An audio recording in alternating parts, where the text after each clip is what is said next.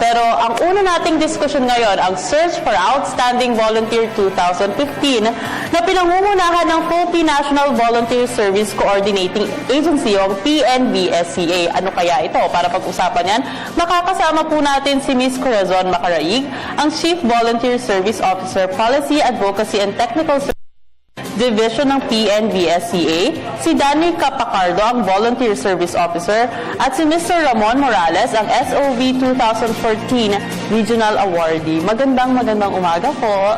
Good morning sa lahat ng nanonood. Siguro, no, Ms. Corazon, ikaw muna yung una kong tatanungin. Ano po ba yung pinakamandato ng PNVSCA? Salamat, Ms. Carla. Ang Philippine National Volunteer Service Coordinating Agency, ito ay isang ahensya ng pamahalaan na naatasang maging tagapag-ugnay ng mga programang volunteer sa Pilipinas. Okay. Siguro matanong ko itong si Danica. How old are you? Magta-27 po. Wow! We're on the same age. Matanong ko lang, no? Siguro sa mga first-timers, ay yung mga gusto mag-volunteer, ano ba yung, kumbaga, yung pangunahing na programa doon sa mga gusto nga mag-volunteer at yung pwede nilang lahukan na programa for, being a volunteer?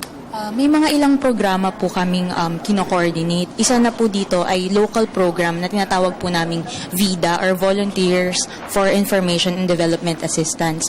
So, itong pong ito ay nilalahukan ng mga professional o mga kabataan na nasa isang komunidad na nangangailangan ng mga technical assistance po nila.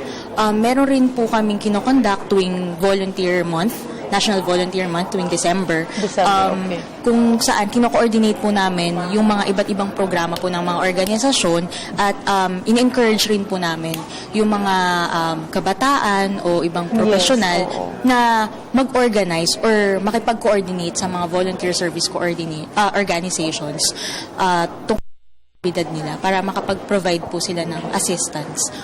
May mga theme po kasi sa National Volunteer Month. So, for this month, for reduction of extreme poverty and hunger, meron rin pong kino-coordinate yung aming ahensya na International Volunteer Service Programs kung saan yung mga foreigners po ay nagbibigay ng technical assistance sa mga communities. So, ilan lang po yun sa mga programa po namin. Yeah, napakaganda naman ng mga programa nyo.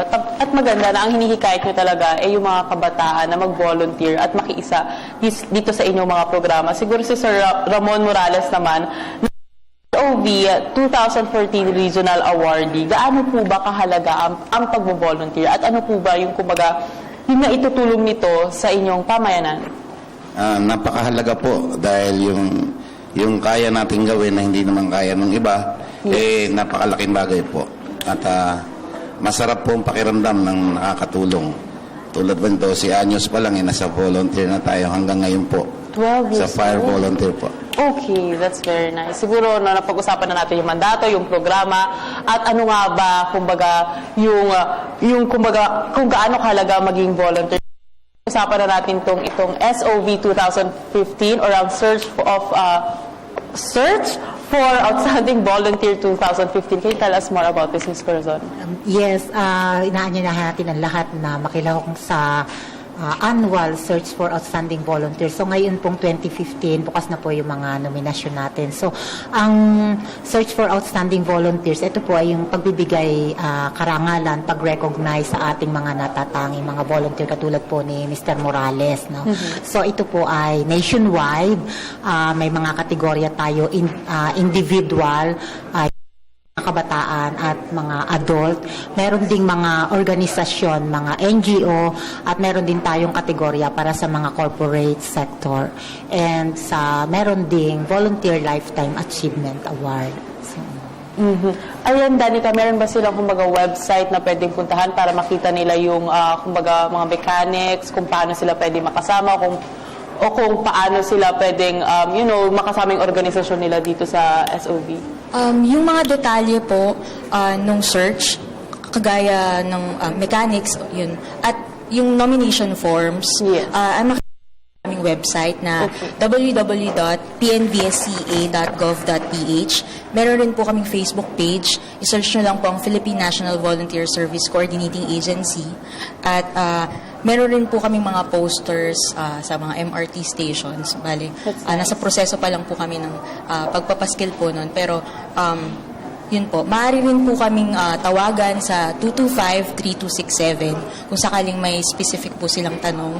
At yung may mga regional search committee offices or NEDA regional offices po kami kung saan makakausap po nila yung regional committee po. So, yun, maaari po silang For more magtanong doon. details, pumunta lang po sa kanilang website, sa kanilang Facebook, o pwede nyo rin po silang tawagan. Again, maraming salamat. Ms. Corazon Macaraig, ang Chief Volunteer Service Officer ng Policy, Advocacy and Technical Services Division, PNVSCA. Si Danica Pacardo, ang Volunteer Service Officer. At si Mr. Ramon Morales, ang SOV 2014 Regional Awardee. Thank you so much po. Magbabalik pa po ang Good Morning Boss